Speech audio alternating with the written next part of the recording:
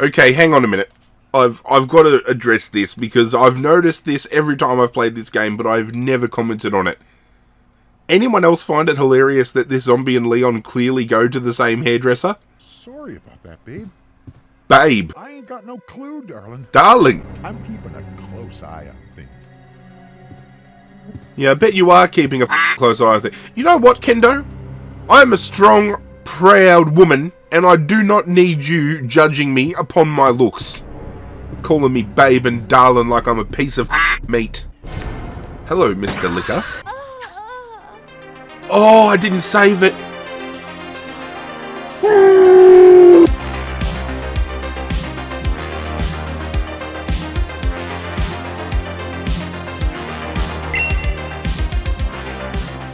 What is going on, YouTube universe? This is Zirra, and welcome to a little series I call Zirra's Retro Rewind, where we throw it back to the games of yesteryear. And today, oh, I'm so excited. We are diving into one of my favourite gaming IPs of all time. Probably my favourite IP of all time.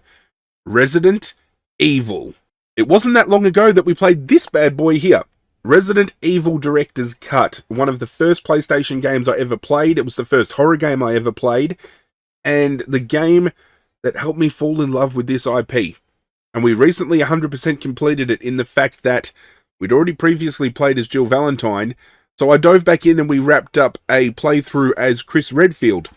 Then I figured, we've done it for Resident Evil 1, why not do it for Resident Evil Deuce? And we're going to be diving in as Claire Redfield. Back-to-back Redfield playthroughs. Who'd have thought? So without further ado, ladies and gentlemen, sit back, relax, get comfortable, do whatever you need to do. Take your pants off if need be, because I've got mine off, I can assure you that. And let's get the first episode started. A bizarre incident occurred in the outskirts of an American suburb called Raccoon City. It was later revealed that the terrible disaster had been caused by the T virus, a mutagenic toxin created by the international enterprise Umbrella Incorporated for use in bioweapon experiments. The Raccoon City Police Department's Special Stars Unit immediately began investigation in the affair. The case was apparently closed, thanks to the efforts of STARS members Claire Redfield and Jill Valentine.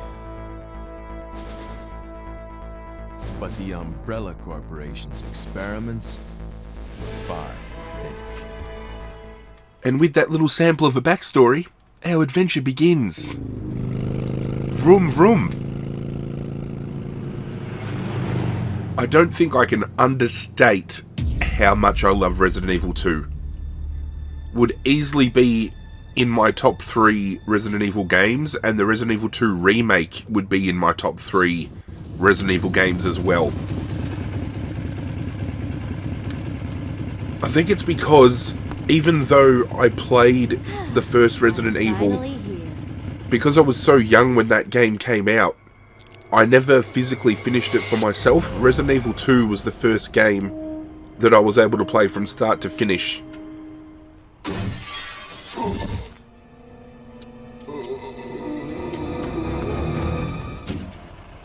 That guy's a maniac. Why bite me?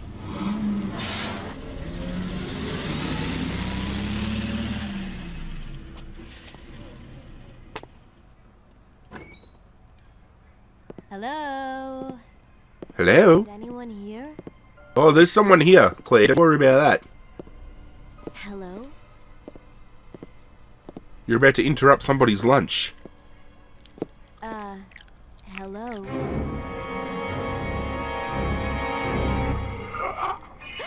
I apologise, sir. You can return to the all-you-can-eat buffet. I'm sorry I bothered you. Would you like a knife and fork? Just don't come Napkin, any closer. perhaps? Wet Are wipe? you listening? Clean that blood up a little bit? No? Looks like your friend's got the memo about the special as well. And I'm about to be on the fucking menu. Are you ready to meet Leon? Wait! Don't shoot! Get down! We can't stay out here. Head to the police station. It'll be a lot safer.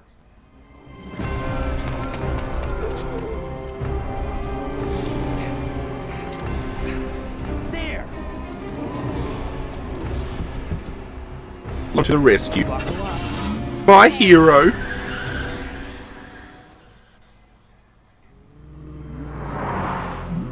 What's going on? I arrived in town, and the whole place went Great. insane. The radio's out. You're a cop, right? Yeah, first day on the job. Great, huh? Name's Leon Kennedy. Nice to meet you. Mine's Claire. What a first day. Claire Redfield. I came to find my brother, Chris.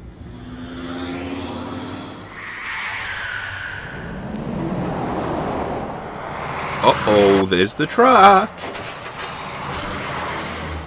Hey, could you open the glove box? Sure. There's a gun inside. Better take it with you. Okay, hang on a minute. I've got to address this because I've noticed this every time I've played this game, but I've never commented on it. Anyone else find it hilarious that this zombie and Leon clearly go to the same hairdresser?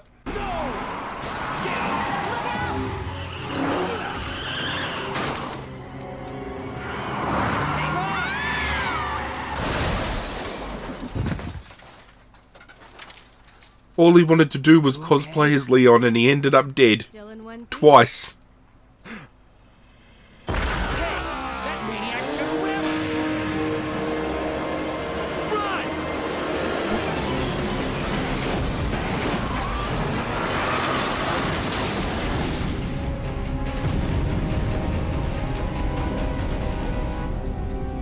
And with that, our heroes must go their separate ways. Leon! I'm okay. Head to the station. I'll meet you there. Okay.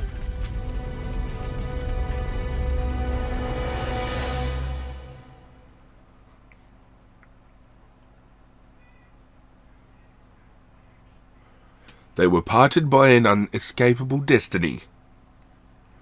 This is just the beginning of their worst nightmare. And away we go. It's sometimes hard to remember the fact that right now, within the Resident Evil universe as we are playing this game, Resident Evil 3 has already begun and is already halfway through its runtime by this particular point of Resident Evil 2. That flies over a lot of people's heads. Freeze! Okay, Kendo. Don't shoot. Who are you? What are you doing here? Don't shoot! I'm a human! We're about to see how misogynistic he really is. Ooh. Sorry about that, babe. Babe! I thought you were one of them. What's going on in this town? Hold on. I ain't got no clue, darling. Darling! By the time I noticed something was wrong, the entire city was infested with zombies.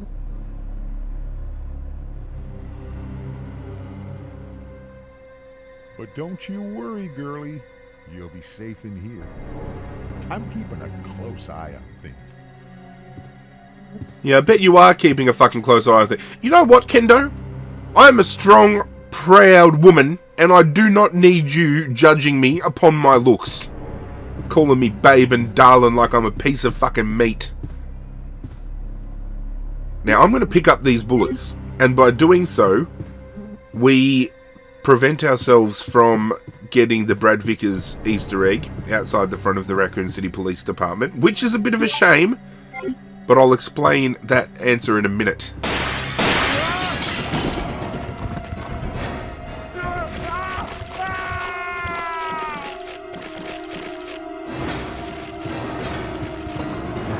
Let's just go pick up this, can I have this crossbow one time? Excuse me, sir. No, excuse me, sir. Thank you. And I'm out of here. Now, as I said, the question on some people's minds might be, Zirra, why didn't you leave all that behind to get the Easter egg? And I think it's because when I played as Leon in my first playthrough of Resident Evil 2 here on the channel, I suffered tremendously at the hands of having fuck all ammo available to me, and I'm not making that mistake twice. The Easter egg for those who are unfamiliar, and I'll show you the location and everything when the time comes, is if we do not pick up any items at all between the start of this game up until the point we get to the Raccoon City Police Department, Brad Vickers appears as a zombie in kind of like the Undercroft, the little alleyway underneath the police station. And in killing him, we pick up a special key that unlocks different costume options for Claire and for Leon. I also forego picking up that key and getting that Easter egg because I prefer this look on Claire. I think it's too iconic to not roll with this. And I don't want to be tempted by fate. I don't want to have a locker full of, you know, costume options for me to dig through and then change her look when she looks perfectly fine as is. And apart from getting munched on by those two zombies in Kendo's gun shop, we are doing incredibly okay. I want to try and conserve as much ammo as I physically can. We have gone through that bowgun more than I'd like to admit. Oh, get off me. I'll play soccer. Fucking goal! You bastard. Kick your head clean off. Uh-oh.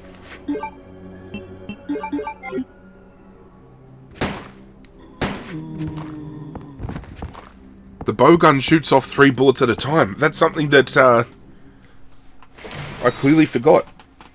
Because in Leon's playthrough, Kendo doesn't have a bowgun. Kendo has a shotgun. And the bowgun is incredibly iconic to Claire because I believe in Resident Evil Code Veronica she gets the bowgun again. Now the Undercroft I was talking about is this section here. So if we had not picked up any items along our trip so far, Brad would be right down here. The other downside is he takes too many bullets to kill. So we would have gone through the 13 rounds we had in the handgun, and given we wouldn't have picked up any bullets, we wouldn't have any in reserve, which means we would have had to have relied on our knife, which means I would have died. We ain't dying this early in the playthrough, I can tell you that.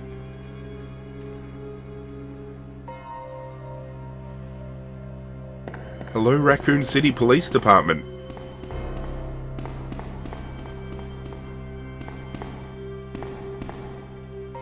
I'll take these. See, look. We would have forewent 90 handgun bullets. Which, okay, might be good to kill maybe, I don't know, 8 zombies. Because we're still going to chew through bullets, because Resident Evil 2, I felt, stepped up the damage a zombie could take. Some zombies you can drop straight away, other zombies, no, not so much.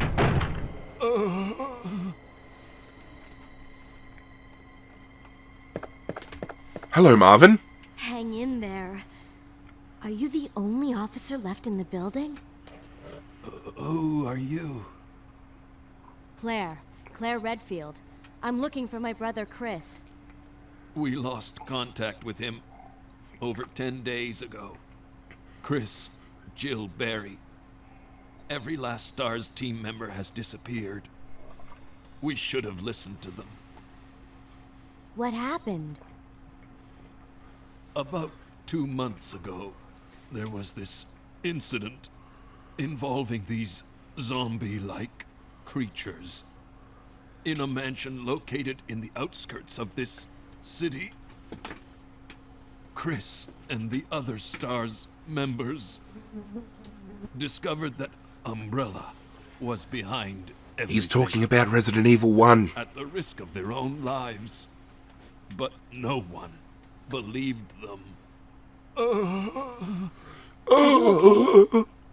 Don't worry about me. Just rescue the survivors in the other rooms. Here, take this key card. You should be able to unlock the doors in the hall with this. Now go. But... Just go. Okay. Just hang in there. I'll be back soon. One of the things I really appreciated about the Resident Evil 2 remake was the fact that he had a bigger role to play. Because the next time we see him, unfortunately, he would have succumbed to his injuries and we'll have to take him out. But he doesn't really do much in this game, apart from giving us a little bit of backstory as to what Chris uncovered, and Chris is gone, and he gives us the key card to open up the doors. That's it.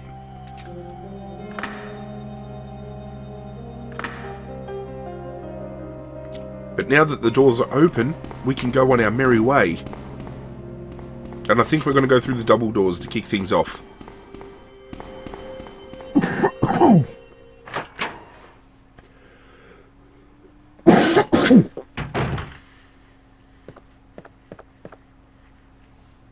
little bit of a file.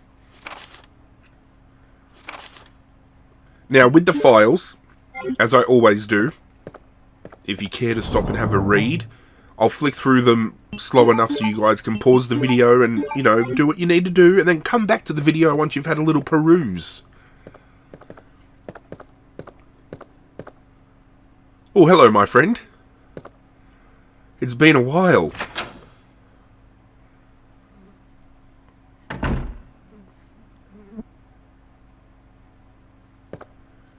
These camera angles were so good. And the reveal that we're about to undergo for this creature, one of the best in the franchise. It seems to have been twisted off.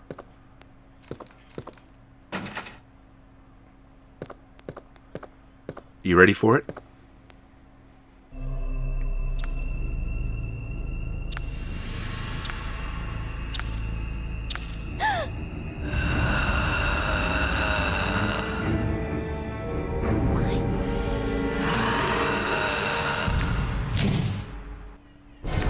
Hello, Mr. Licker.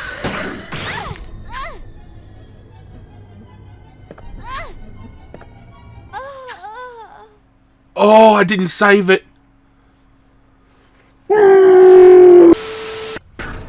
Better prepared this time, you fuck. Save the bow gun fucking darts just for you, you bastard. How dare you ruin the start of my fucking playthrough? It's okay. It's okay. We'll calm down. I should have expected the fact that I was going to get my ass beat in this game at some point or other. It's just a little bit upsetting that it was right at the fucking start. We're only in the fucking police department for a hot minute and already gotten ourselves fucking cut in half.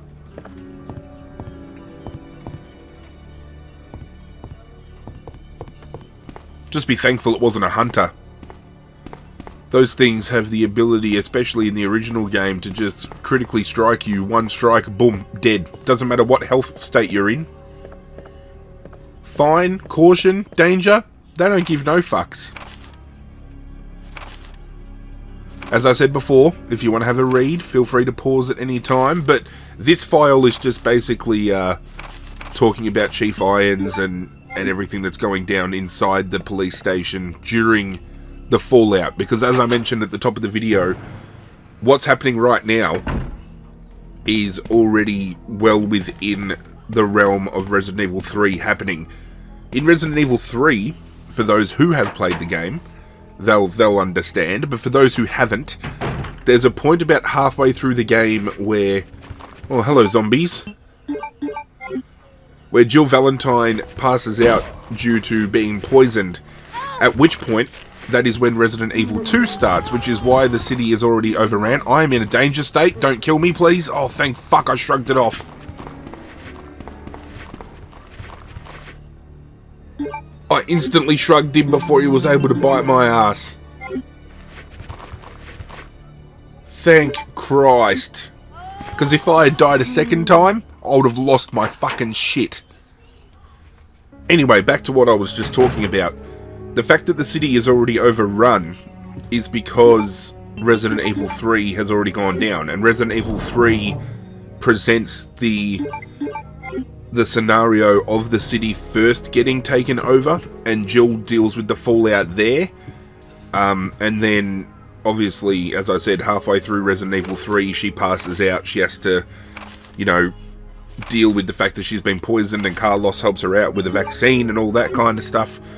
At which point, that's when Leon and Claire do their thing, and then Leon and Claire manage to escape the city prior to Jill escaping, because obviously when Jill escapes, the town gets blown up. So, it's a weird timeline, especially if you've never played the original trilogy before. It doesn't really make sense, but once you play it and you kind of put pieces together, you work it all out. And I think that's what the remakes did so brilliantly. They tied in nuances from both the games so well together that you could kind of pick up on things that had already gone down. Kind of like with going through the police department in the Resident Evil 2 remake, there's already walls that are like crumbled down, which indicate the fact that Jill has already gone through and had herself chased by Nemesis. Just little things like that, I think, really just add to the continuity of everything. I'm a sucker for continuity, especially if you can do it right.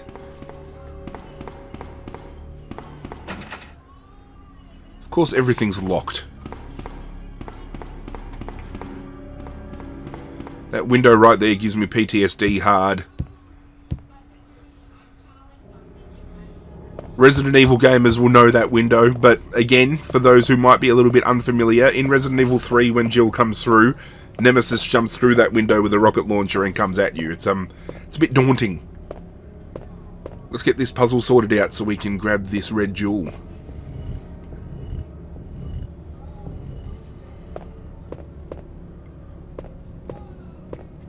And I'm actually going to pose a question of the day to you guys at home while we do so, ladies and gentlemen. Considering I think it's bleedingly obvious how much I love this franchise because of how much I'm telling you and how much, how deep my knowledge runs and all that kind of stuff. It's a franchise that I've grown up with loving. And I would really love to know from you guys at home what gaming franchise you loved growing up as a child. Let me know in the comments down below. Resident Evil wasn't the only franchise I grew up with. I was very much so into Crash Bandicoot in a big way. Teenage Mutant Ninja Turtles on the Sega. Sonic on the Sega. Spyro on the PlayStation. Silent Hill. I could keep going on and on and on. Pokemon, obviously. But yeah, let me know in the comments down below what your favourite gaming franchise or franchises were as a child. We're going to go into the STARS office. I think this would be the perfect point to end the episode once we clear it out. And the first thing I'm going to do is something that might perplex people that have never played Resident Evil 2 before. I'm going to stand here behind Albert Wesker's desk and I'm going to keep searching it until something appears in my inventory. To some of you at home right now, I'm looking like an absolute fucking moron doing this, but I can promise you, what you get as a little Easter egg is well worth the wait.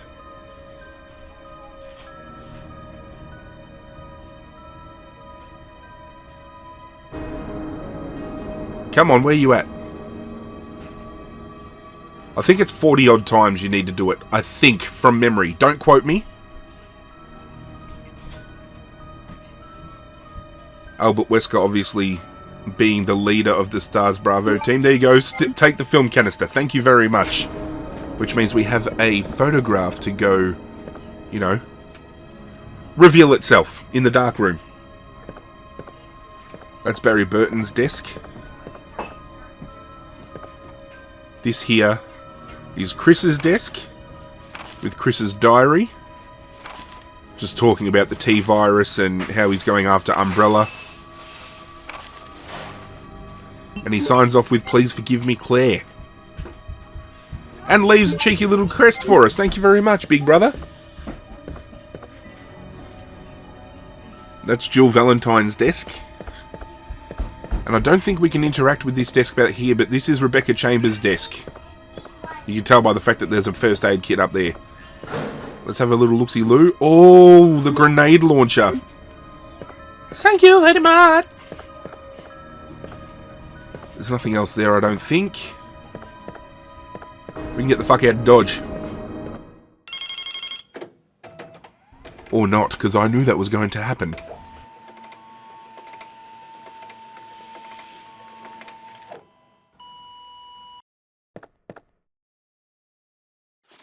Again, feel free to pause and read through, but basically this is a memorandum to Chris Redfield just to say that they're investigating the G virus. They haven't found out anything on their end.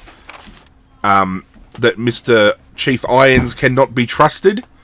And in Claire's playthrough, we get to confront Chief Irons head on. And it gets really dark. Like, Mr. Irons has been arrested under suspicion of rape. I mean, that's something that you wouldn't expect to be popping up in a game like this at all. But ladies and gentlemen, I'm going to end the episode right here, within the safety of the STARS office, because while I'm in here, no bastard can come in and kill me, which is fucking fantastic, because we are in the caution at the moment. We really need to get our heels on. Hope you guys enjoyed the first episode, and I hope you guys are keen to undergo another Resident Evil experience with me. If you are, be sure to hit that like button down below. I'll throw in Leon's playthrough down in the description. If you want to go check it out, please do so. And make sure you hit that notification bell to get notified every single time I upload. But that's it from me, guys. I'm out of here, and as always, I will catch you guys next time. Hit subscribe, you bastard.